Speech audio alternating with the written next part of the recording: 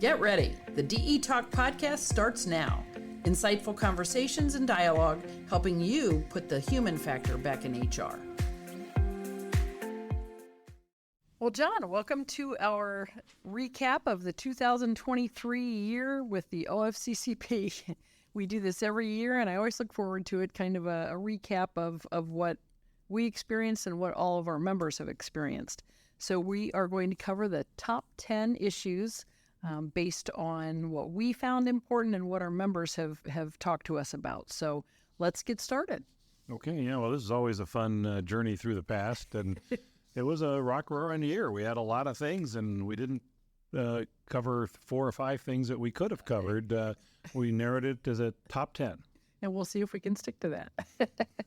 So I'm going to give you a few topics and kind of share my thoughts and get your 6 minutes worth of information. So, I think first of all, we have to look at the productivity and the accomplishments of the OFCCP from a metrics point of view. I think it's been a relatively quiet year.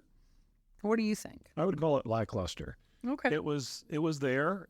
They surged at the end. We don't know if this is going to be a trend, but it has been something we've observed for the last 2 years, that the vast majority of their conciliation agreements, particularly those involving discrimination, were signed in the last quarter of the year. That always happens. Most of them in the last month. And then they keep changing into October of the next fiscal year. Yeah, they still kept dribbling in the conciliation agreement here or there that was signed long before sometimes the end of the fiscal year, but they just didn't process it internally. We saw some of these agreements that were signed before October 1st, the beginning of the new fiscal year, as late as November, late November. And we just scratch your head and wonder, what happened to that one? Could that be a record-keeping issue? Well, don't turn that issue of theirs back on them. That's the number one issue that OCCB always cites against contractors. Just what I was throwing out there. Yeah. Anyway, so one thing that you and I both have been following quite a lot, and so is Cindy Hackerett in our Week in Review, is what we call the Julie Sue saga. One thing that the Department of Labor, ever since Marty Walsh came to power as the Secretary of Labor, they have this Good Jobs initiative, and in their terms, good jobs equals union jobs. And interestingly enough, though, Julie Sue never got confirmed, but wow, she was just renominated. So what are your thoughts on Julie Sue? She's from your home state of California. Well, her saga has captivated the public as she's on again, off again. Had 2 prominent Democrats fail to support her, which caused her nomination to be yanked previously. And actually, there were another 3 or 4 Democrats in the wings that had great misgivings about her. So I don't know how successful this redo is going to do. But I think that's to the side of the point that is most important, and that is, what's the lasting impact of acting Secretary of Labor Julie Sue on the Labor Department? And I very much am concerned, as a former political appointee myself, having been at the Labor Department, that it has left 2 kinds of impressions on the staff. One is what I'll call the politicization of the career staff to believe that the only good jobs are union jobs. Mm-hmm. And this is not calling balls and strikes like Switzerland.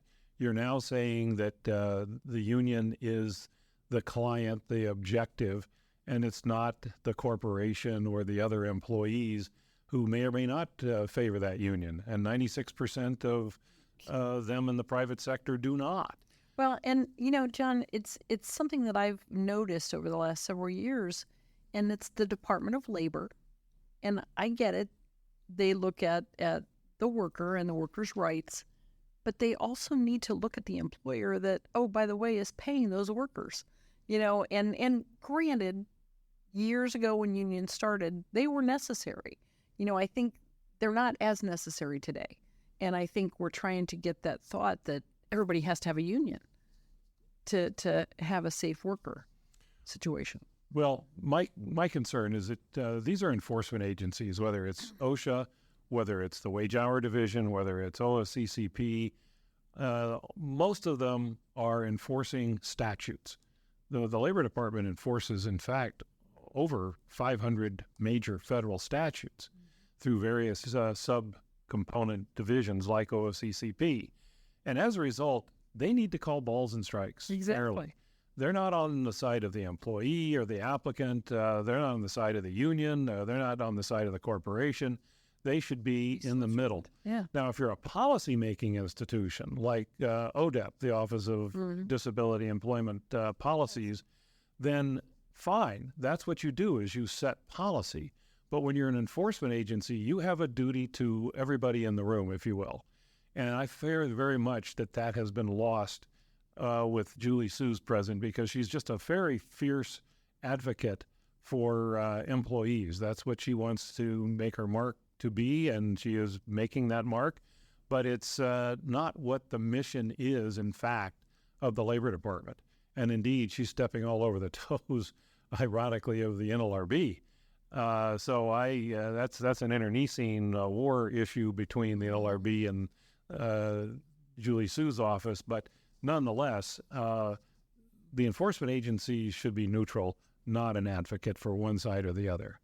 Well, and it's going to be interesting to see what happens. And I have a feeling that they must feel they have the votes, or they probably wouldn't have renominated her. Yeah, you kind of wonder, as they're going to an election year, what kind of pork they might have offered to Senator Sinema. She was one of the two Democrat holdouts that Manchin. And yeah. Manchin's not going to be moved. He's laid down his views very clearly. He's broken with the Democratic Party, and he is going to be off on his own. Election, yeah. But to stop Julie Sue's nomination, you need more than just Manchin, because that would take you from 51 Democrat senators and independents that caucus with the Democrats to 50, at which point the Vice President, Kamala Harris, could cast a tiebreaker.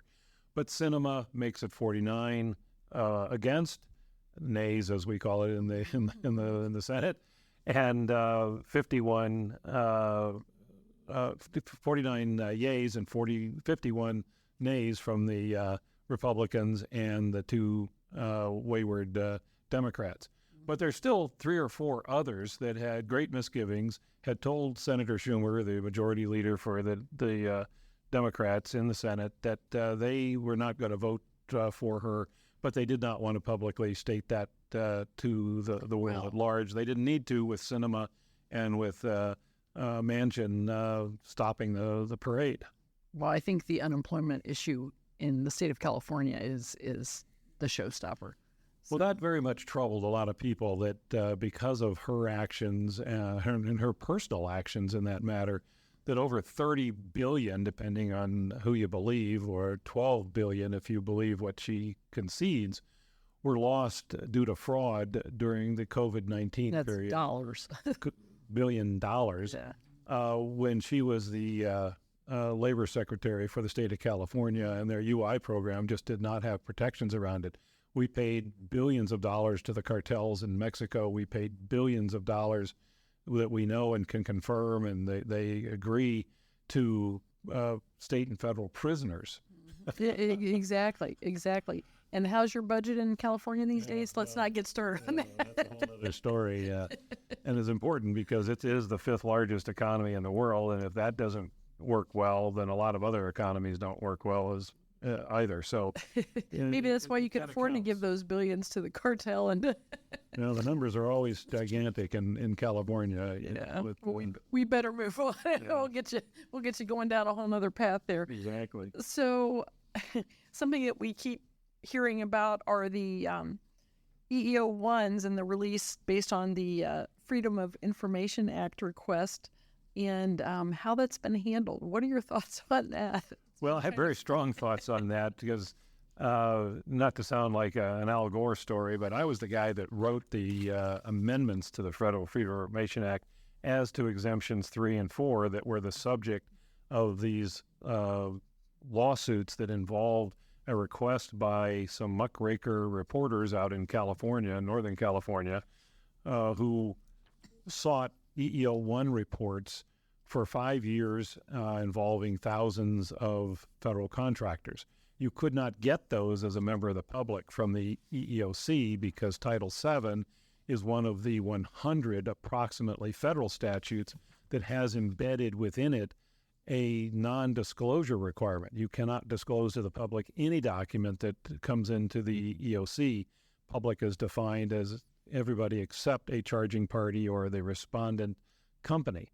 So you don't get EEO1s from the EEOC ever. That's a federal or criminal offense. To the OFCCP. So they went to the OFCCP that does not have that non-disclosure requirement embedded in the executive order. It should be there. There have been recommendations from the National Academy of Sciences that the Congress write such an exemption to stop this disclosure of EEO1s and other pay data from federal contractors. But nonetheless, it was twice peculiar. It was first peculiar because the Labor Department, both in the Trump administration and in the Biden administration, was encouraging and coaxing contractors to object to OFCCP disclosing their records to these muckraker reporters out in California, which they should have no role in that. They should just be neutral to say to them, here are your rights, you can choose to exercise them or not, and if so, here's how you do it. But they were proselytizing people to object. Yeah. The second thing that made that peculiar was that, as I wrote in a Week in Review at the time, 2 years ago, this was an almost impossible case for a contractor or OFCCP to win. Those documents were going to be disclosed under Exemption 4. There's just no way, two ways about it. And that's what the court found very recently in 2024 and made it all the more a peculiar moment in history. It was also peculiar because they could never get the lists of who had objected and who had not objected correct, and it just made people objected. Yeah, which is interesting. I mean, it seemed like it was mishandled in every respect, logistically and policy-wise.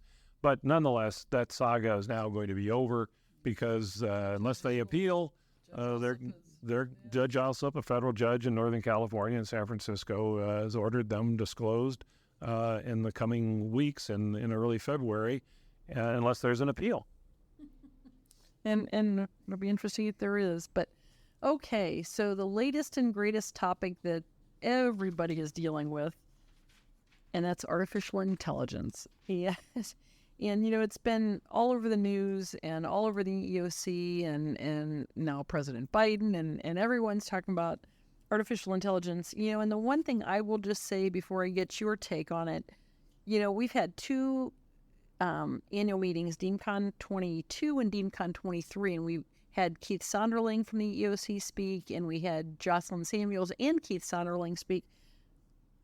Keith has kind of taken a leadership role with the EEOC on artificial intelligence, and the one thing that he said, I have repeated a million times to our members, and I think it is the most meaningful comment that I've heard, and that's, if you're thinking about purchasing some AI software, talk to that vendor and find out what disparities they have uncovered.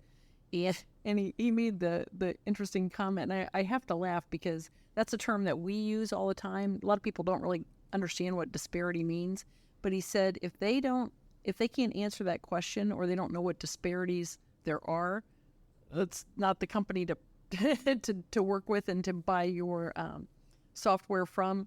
And then Jocelyn Samuels and Keith, God love her. I mean, when I was moderating the session with two of them, and she said she used ChatGPT to put together some remarks for a speech and just kind of measured it out.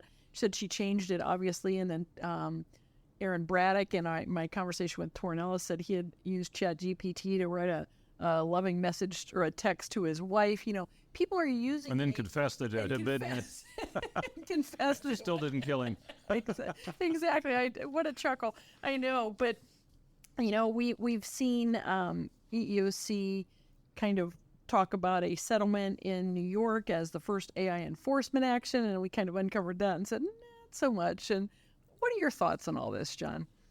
Well, this has been the latest shiny object that everybody's become interested in, but with good reason. And I might just accelerate to more modern times before I get back to the situation where I think we are, is that the Biden White House wrote a very comprehensive executive order with many, many subparts and directives to the federal agencies, greenlighting the use of AI nationwide. You're going to see all the blue states now embrace this. You're going to see self-driving cars real soon because the Biden administration resolved, after 3 years of internal debate, the feuds between the unions that didn't want AI, fearful of impact on their memberships, the civil rights groups. Yeah, well, there is a very profound concern on both sides of the aisle in Capitol Hill about what is the impact on employment. Because let's take trucks, interstate trucks.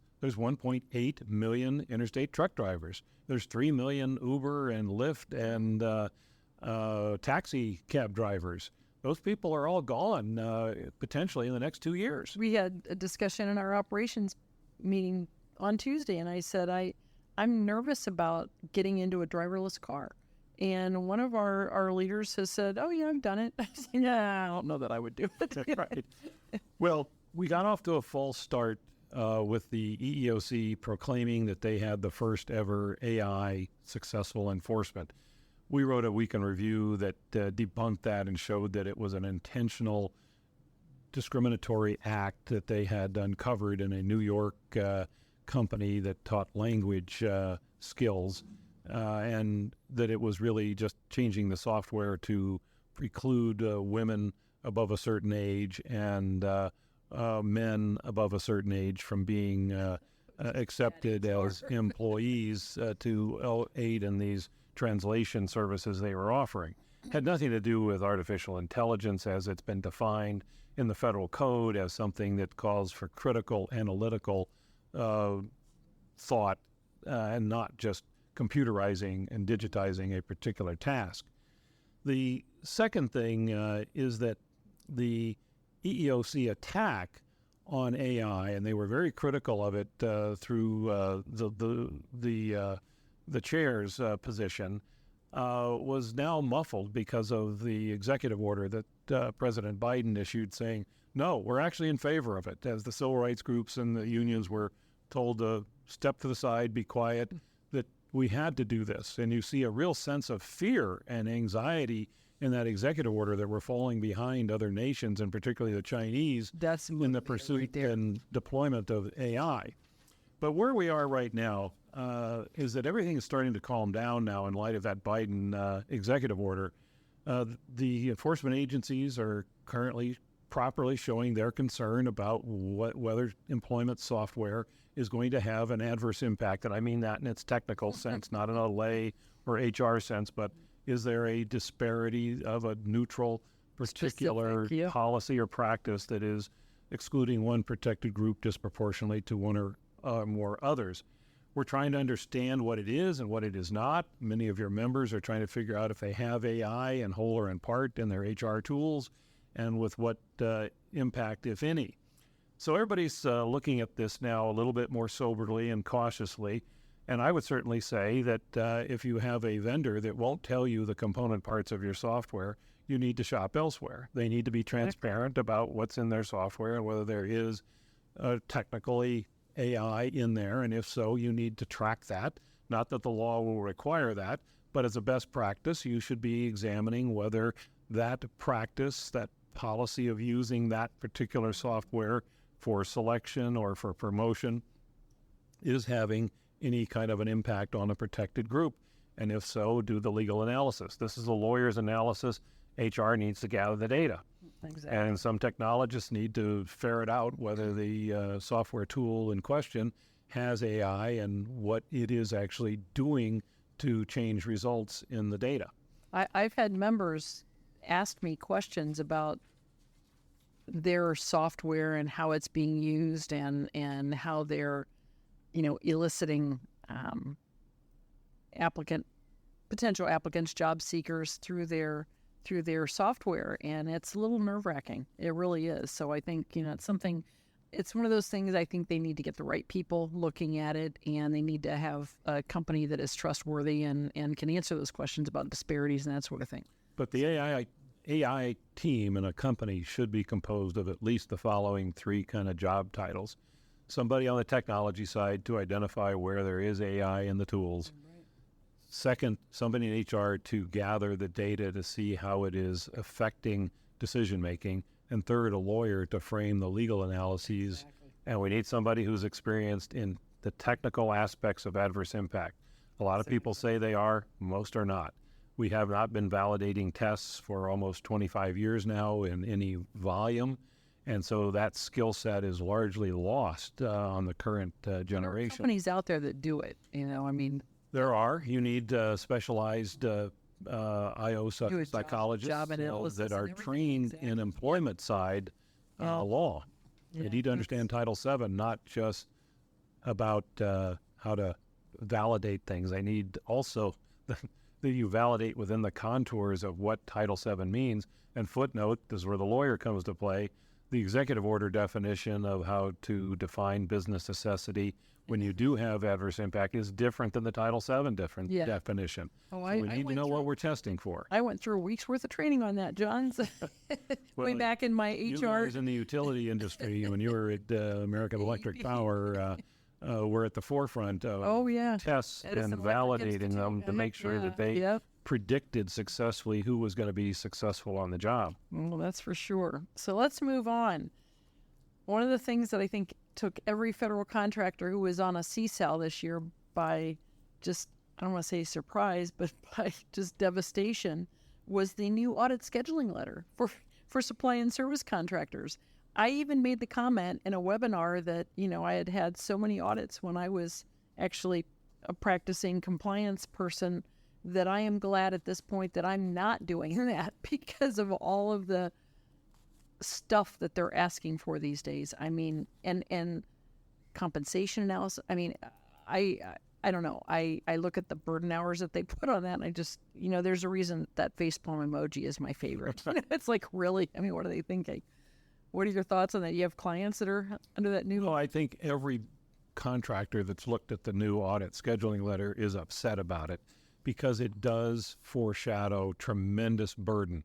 Now, the good news is that there were only 898 supply and service contract audits that were completed last fiscal year, 2023. And now they're going to increase that number with all this other stuff. Well, they think they're going to increase it, but with these kinds of data dredges that are coming out in these new scheduling letters, not only is the contractor going to be burdened, but there's a lot more to look at on the OCCP side. They're going to slow down even slower than they are and realize that they are running at about 20% of what the Obama administration did. Wow. And about 1/3 of what the Trump administration did. So we're seeing a gradual slowdown over time, but now they're at a crawl. So the good news is, as upsetting as this audit scheduling letter was for just about every contractor, it's only going to affect a very tiny portion, those who are in a supply and service audit. The next thing that occurs to me about the scheduling letter is that there will be a lot of need for OCCP to analyze a lot of data in a way that they've never looked at before. Exactly. And as a result, you're going to see a lot more back and forth. Now, here's the rub. If you play by the rules of OCCP's regs, OCCP cannot obtain anything more from a contractor during the desk audit than what they did. Than what is in that audit letter and in the itemized listing that is attached to that audit letter. What about those supplemental data requests? Those are totally illegal. They're not appropriate. They're not allowed. I handled them. Everybody just caves in and honors that. It's a tradition that people are just, I got an email. They want these things. I'm going to send it to them. Well, realize you don't have to do that. If you read the regs and take a look at 41 CFR section 60-1.42. We talk about this all the time. Well, they say that if OCCP wants anything more than what was in the itemized listing and the audit scheduling letter, they have to come on site. Yep. And to come on site these days, they need to have probable cause. So in the data that you deliver to them in response to that itemized listing, if there is not evidence of a prima facie case of unlawful discrimination, for example, or a violation of one of their technical affirmative action rules, they are not allowed to come on site. But that's a question of whether the employer wants to push back. Whether they want to just play ball with OCCP, whether 99.9% of the contractors are going to do that.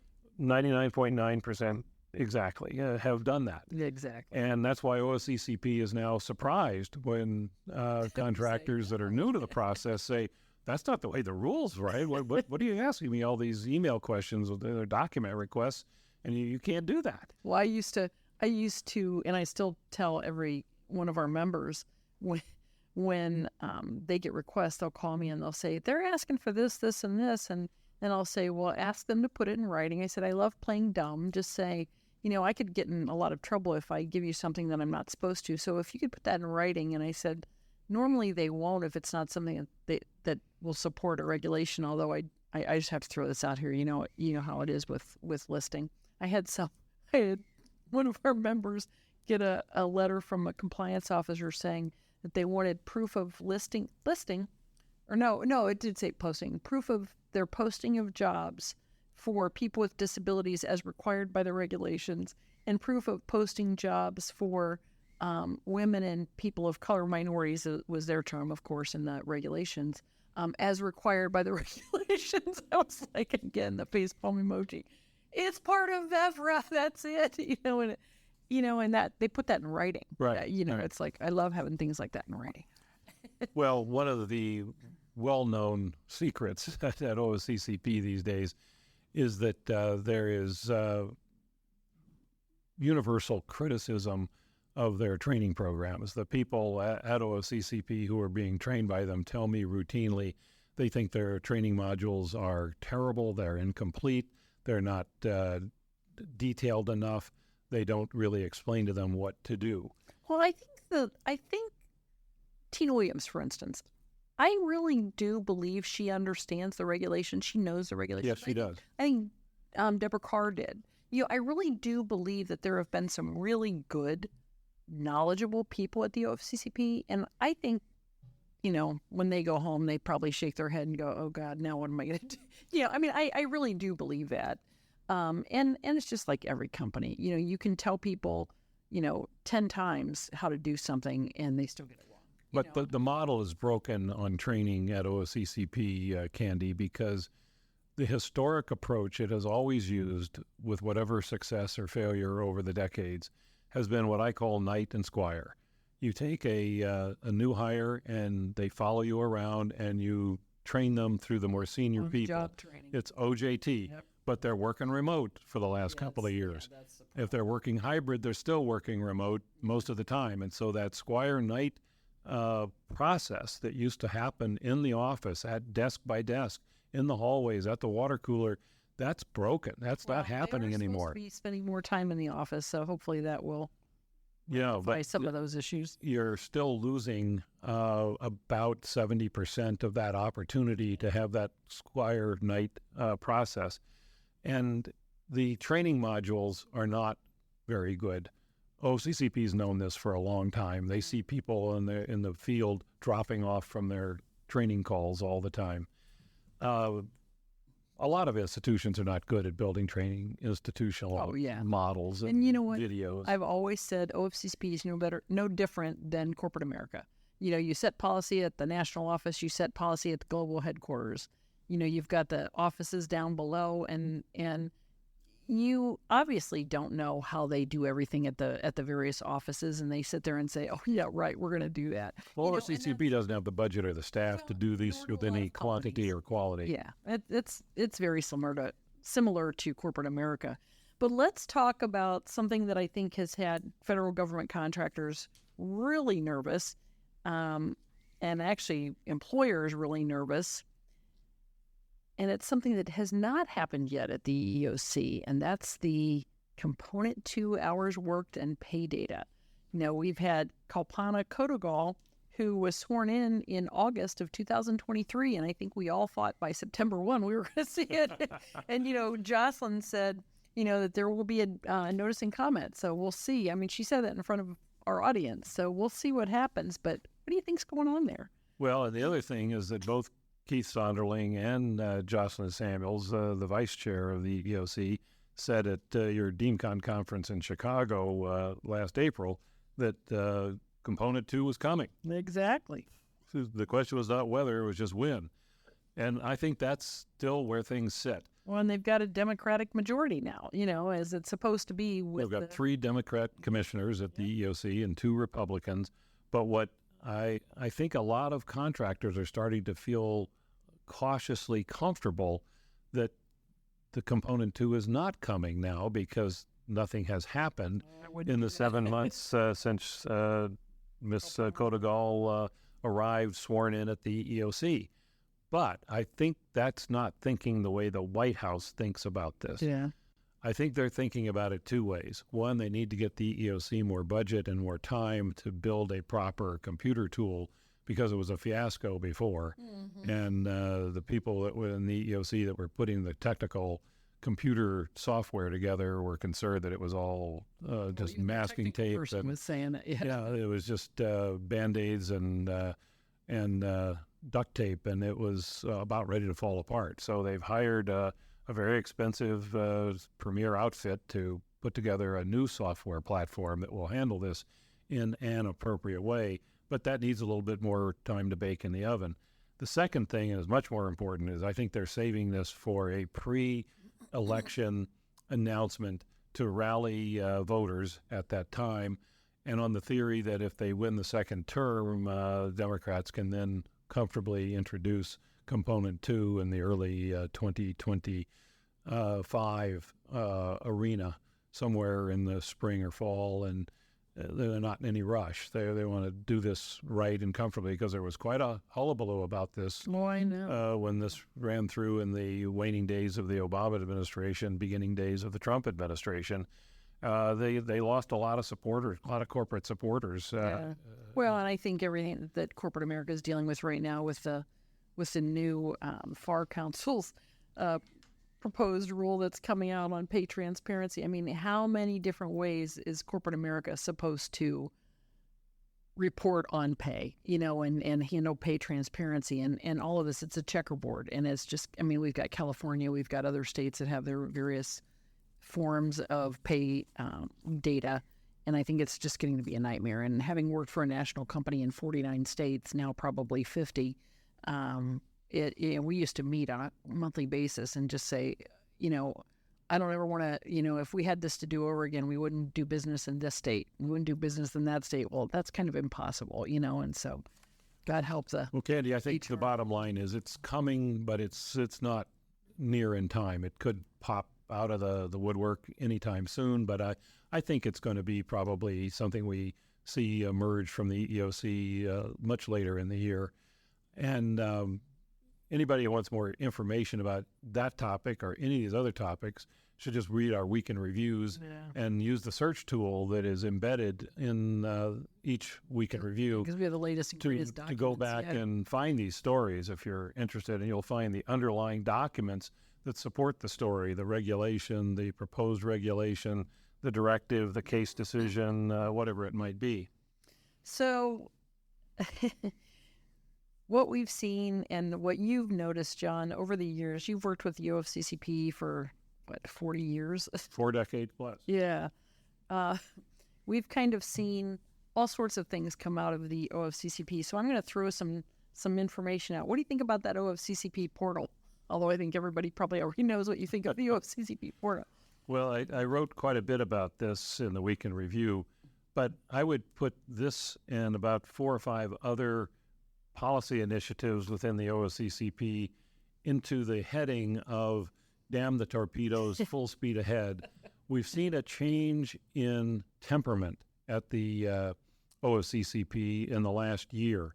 And what that new temperament is to disregard the legal formalities and disregard contractor objections, just run over them and say, no, we're not giving you more time.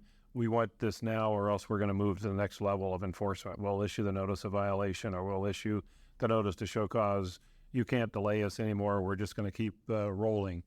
And there's a certain, utility to that, to keep this agency going forward when they are very sluggish as it is. They need to pick up the pace. but they need to pick up their pace, not just the contractor's pace. That's a good way of putting it. And it's both sides of that house. Need to work together. I don't think that contractors are unnecessarily delaying the delivery of data in audits, but I think two things are complicating this terribly. And one is that OSCCP is inappropriately, very often, asking for more data instead of going on site as they should and gathering the documents that they want. The second thing is that they are asking for more and more and more material and in successive waves. And then there's a long pause between before they respond. Exactly. The contractor delivers and they get a response from OSCCP. We have in my office at least a dozen audits alone that we haven't heard from OSCCP in 2 years.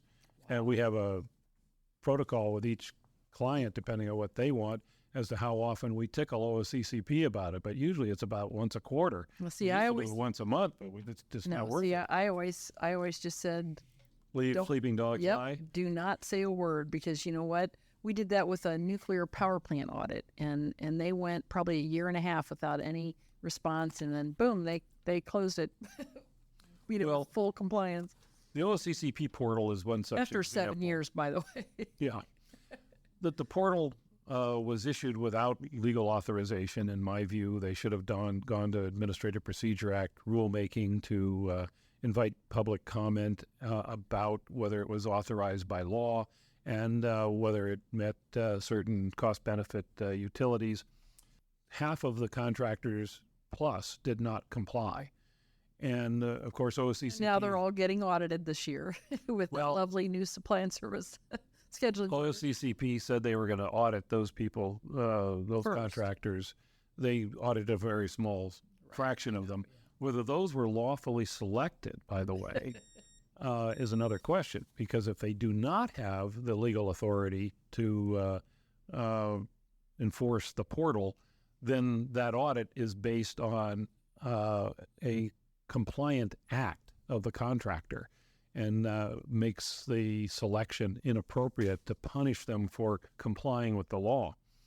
But nonetheless, OSCCP has not sought to sue any of the contractors that did not comply with the portal demand that they fill out AAP establishment worksheets for every web pages for every AAP establishment, which I think is revealing enough that they know they don't have legal authority for this.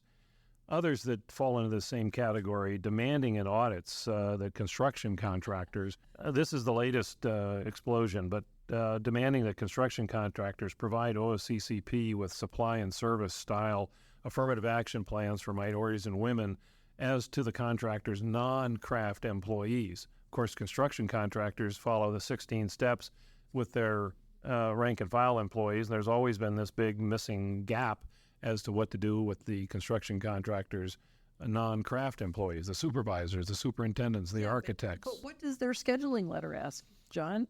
Well, this is another revelation that they don't have authority to do this, among many, because the OSCCP just published their first ever construction audit scheduling letter that OMB approved. It does not.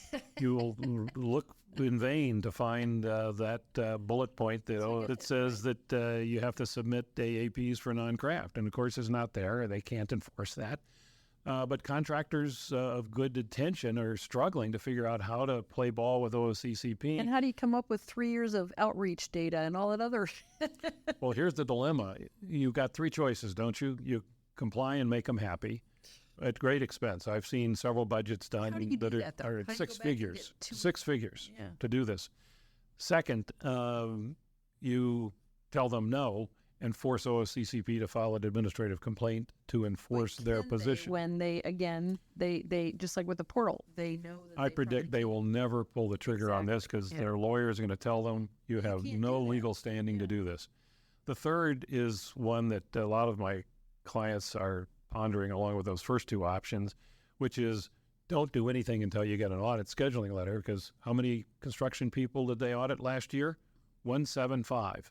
So this is only an issue for a very, very small subset of the construction subset universe. Yeah.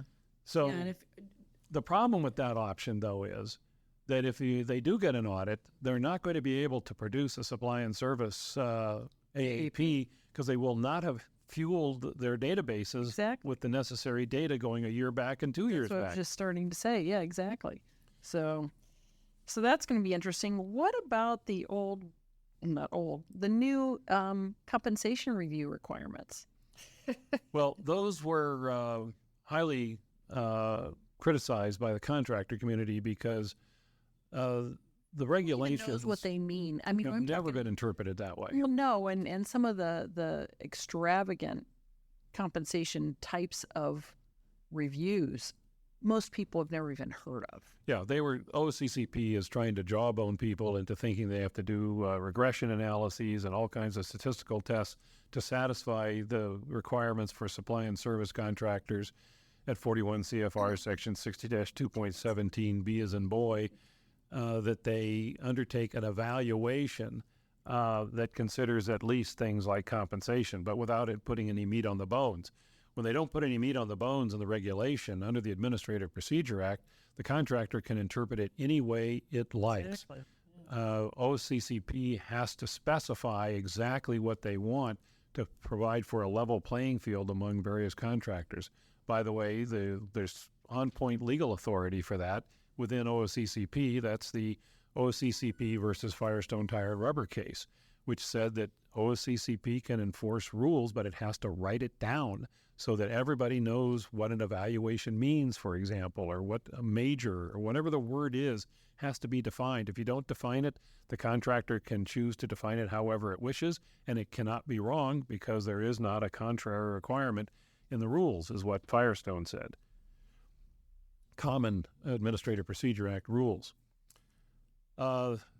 Contractors are working this out item by item in audits, and what we're seeing is that OCCP is accepting less and less all the time. I predict a year from now, much of the hullabaloo about OCCP seeking to compel extensive compensation data will recede, not stay where it is or increase. Well, that would be good. So, all right. So, John, you and I have spoken at I don't know how many ILGs, and it seems like this year, they're all asking for the exact same thing. And it's how to basically evaluate the difference between affirmative action and DE&I. And how do you handle both? I mean, we've gotten so many different requests, and all of them have just a little bit different focus. What is your recommendation, your suggestion? That's a thing that everybody seems to be worrying about. Well, I think everybody is tiptoeing around this issue very cautiously, both on the DE&I side and on the compliance side, because there's an uncertainty about where that line is drawn within a corporation between those two institutions. The affirmative action compliance personnel feel like the long forgotten cousins. They're not getting the budget, they're not getting the staffing, and they're seeing the DE&I staffs suddenly just explode out of the floor. Well, they get the attention of leadership, and they get the budget. They're often reporting to the CEOs directly. Exactly. They are getting lots of budget, they're getting lots of travel, and it's very much disconcerting. There's also a great uncertainty about what is the role, mission, and footprint of responsibility of the DE&I people, different from or overlapping with the compliance personnel. And a lot of people are struggling to resolve that, at the worst view of it, turf war. The best view of it, just align everybody's responsibilities in some rational way so you're not duplicating resources. Oh, I've had several members that have asked about, hiring, 10,000 people of color, or, let's just focus on hiring, a diverse workforce. And they don't even know what are in their placement goals or, where their needs really are. Well, what I have always said, going back 30 years before the word and language of DE&I was ever coined, was that you'll have all the equal employment opportunity programs and practices that you need if you properly implement an affirmative action program for minorities and women as OFCCP has outlined it in its rules, because it will tell you what you need to do, the data you need to gather, the data you need to analyze to make sure that you are ensuring against unlawful discrimination. That what makes the executive order different than Title VII. Title VII just makes you defend the charge and prove that you did not unlawfully discriminate. But affirmative action causes you to be a scout and an investigator and an analyst to look at your systems of hire, employment, promotion, compensation, termination, and make sure that they are not unlawfully discriminating before the discrimination can occur, and thus make sure that you are operating in a non-discriminatory environment from cradle to grave, hire to termination. And so the bottom line is there is no need for DE&I if you properly implement an affirmative action program, because that is your DE&I program. So I wouldn't be too concerned about that issue analytically, but the implementation of this issue within companies is really causing quite a bit of internal confusion in my observation of it. Well, but they're all going to have to work it out on their own and divide the turf. And, you know, a lot of compliance people are very miffed that they're training DE&I people, they think, to do their job. Yeah, I think, you know, the DE&I people are just listening to their leadership saying we need to have more women, you know, we need to have more of this, you know, group or that group, without understanding the, you know, information below that level and how you get to those types of metrics. You know, I think you had talked years ago about a company that wanted to hire more African Americans, but they didn't have, it was in a small town and they didn't have, you know, the town that was really welcoming to African American individuals. They didn't have, you know, hairstylists. They didn't have, you know, the types of businesses that, you know, people who are African American would comfortably shop, you know, and that sort of thing. I don't remember what that. This is the story of Corning Glass. That's what it in upstate New York, way upstate, the middle of nowhere, and they wanted to engage a very healthy diversity approach back in the 70s. And they studied it quite carefully because they were all technical people. Oh, churches. That's what I think. So they went to Harlem and they tried to replicate in Corning, New York, where Corning Glassware is headquartered, a slice of New York. So they brought the hairstylists, they brought the Baptist churches, they brought all the cultural issues and support props that you need to sustain a community and not just have a one-off hire here or there. Right. And it took a lot of time, a lot of money, a lot of careful planning, but they were very successful in transplanting. Good for them for doing exactly. But it's a costly exercise. And not required, but that is the highest state of the art of affirmative action, is creating availability where it doesn't exist. Yeah, exactly. Now, by the way, OCCP used to have a requirement in its definition of the narrative that a contractor had to undertake, but that went away in 2000. But that does not mean that contractors cannot work on that.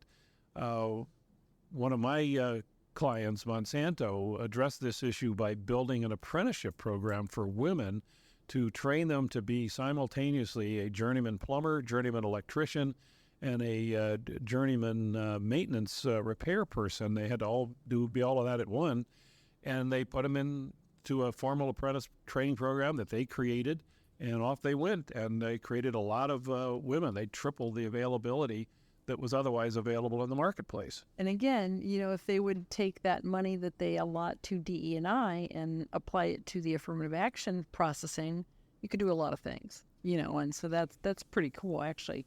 So, you know, we've had a lot of companies that have you know, stubbed their toes along the way, and I think we've pretty much hit that with what they're trying to do. I think, you know, I worked for American Electric Power, and we handled DE&I and affirmative action under the same group. And I was at Cardinal Health, and they had affirmative action in one side and DE&I in another. The DE&I person reported directly to the chief human resources officer, got a lot of attention, and we've seen it both ways. And, the head of DE&I would tell the affirmative action people what we were supposed to do. And it's like, excuse me, but we're the legal requirement, and Well, I've had a presentation that I've done for over 35 years that I've had by various titles, but I originally called it Preferences and Focus to explain the law surrounding when you could take race or gender into account to hire manifest imbalance to or strong promote. basis and evidence. Right? Yeah, those are the two legal triggers that allow that. Well said. And I then changed it to doing right the right way, because I realized a lot of companies were stubbing their toes trying to implement what we now call diversity programs, because they didn't know enough and understand enough about the law to integrate it with their operational practices. Good for them for wanting to do better. And so the place that I see the light bulbs go off in people's heads these days is, as you and I saw in our Arizona ILG meeting recently, when we made this point together, and everybody just thought it was probably the best seminar they'd been to ever or in a long time. I got that comment repeatedly. But that point that we made was, if you tell me that you don't have a manifest imbalance in the selection of one protected group over another, if you can't prove that manifest imbalance element that allows for race-based or sex-based, gender-based decision-making, or if you cannot tell me that you have a strong basis in evidence, that's the language from the Supreme Court, that authorized preferences based on race, based on gender, to correct a legal error that your company had made. You had discriminated against African Americans or discriminated against women. You can take self-help, is what the Supreme Court has told us, either by showing that you have a manifest imbalance or you have a strong basis in evidence to believe that you violated the law. If you tell me you don't have either of those, then I would tell you that as a matter of law, you don't have a DE&I problem. Well, if you're hiring to availability, then which basically says that over time your workplace should mirror the labor market in which you do business. And if you are basically right in that same metric, then how are they saying that they don't have enough of one protected class or another? There may be a very large African American community, a very large Hispanic community, but that is not represented in your workforce. But then you've got to get to the question of qualifications, interest, etc. And pipeline, all those are issues. And I'll just give you the punchline conclusion. When we teach the affirmative action plan basics, nuts and bolts, we always end, you and I, with the 5 reasons that one has to set a goal for minorities or women or both. And if you have one of those 5 drivers, that's what will cure your diversity imbalance. Mm-hmm. We just got to figure out which one. Unfortunately, OSCCP rules do not require the AAP to have that definition and statement of this is what caused our imbalance. Right. To know what to fix. It's like a doctor prescribing medicine without having done a diagnostic test. All right. Well, let me get to the very last thing I wanted to highlight today, and I'm going to do a shout out as a compliment to you, John. Your blog was, I think, the most read blog out of JD Supra during 2023, and it was related to your predicted outcome of the Harvard and UNC case. And you accurately predicted the outcome, and you had written, I think, about 4 blogs altogether, 1 prior to and then 3 following the decision. What can you add related to the Harvard and UNC case decision? Well, I think what... And congratulations, by the way. Well, thank you. Exciting. Yeah. It was one of those things. It took 40 years to build up to the point where you can write a blog like that. But the thing that I think most people took away from the Harvard-UNC case, or should have, is that there are very defined rules here about when one can use race and when one cannot use race in any matter, in employment and admissions. By the way, while that was an admissions case decision where you could use preferences for African Americans and other protected groups. The Supreme Court for 30 years has used the employment cases interchangeably with the admissions cases. It's the same case law, same analytical route thinking. But I hated when they kept saying, pundits kept saying, they're doing away with affirmative action in university settings. Well, one of the points that I made in the blog that went so viral before the week before the Supreme Court decided the case was to point out that these are not affirmative action cases. Exactly. They were called that by the media. They were called that by the parties because they wanted to not say what this really was, which was direct evidence of decision-making based on race. Yeah. Which is unlawful in the employment context. The universities denied that initially, but then in the trial, they admitted it through their experts and through their witnesses that they were taking race into account. No bones about it. Their argument to the court was, we have a legal permission to do so that this court has previously permitted. And what the controversy socially, culturally was that that was quite right. The court had permitted for about 25 years now almost the use of race under certain conditions. And the trial courts had found that the universities, UNC and Harvard, had followed those requirements. But the Supreme Court said that was all misthinking. We had a 30-year detour in constitutional law that allowed the use of race, and we're now returning to the view that we've had for 200 years before that. So the point that I think everybody has to take away is that there are rules here, and just having the right instinct to do the right thing is not enough. You need to do it the right way, and that's why I think our Preferences and Focus Preferences seminar has been so popular, because it explains the law and how to do it right. Well, I think that's what makes our presentations good. You give the legal ramifications. I tell the HR people how to handle it. Exactly.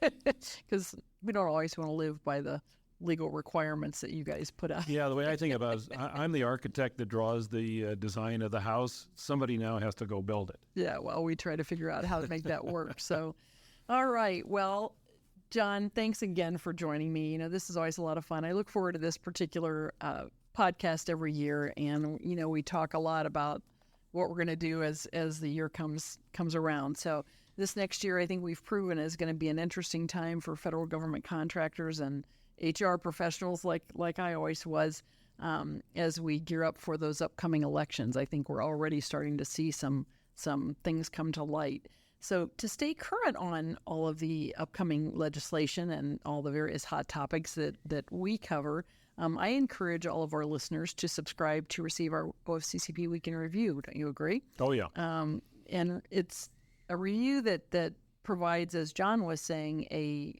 weekly summary, but it includes every supporting document behind the scenes.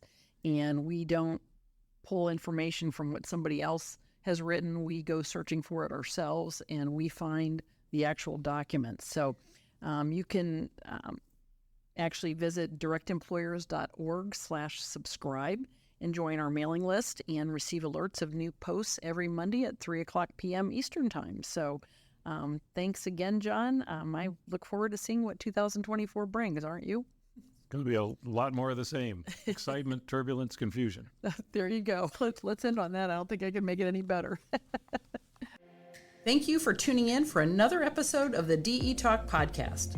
Stay connected with Direct Employers on Facebook, Twitter, and LinkedIn, and subscribe to our emails by visiting directemployers.org/subscribe to receive notifications of new episodes, webinars, events, and more.